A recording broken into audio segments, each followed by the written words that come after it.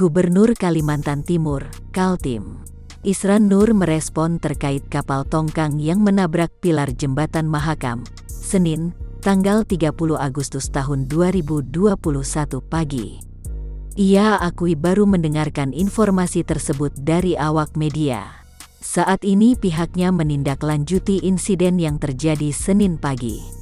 Jika memang terbukti ada unsur kelalaian dan kesengajaan, maka akan mendapatkan sanksi.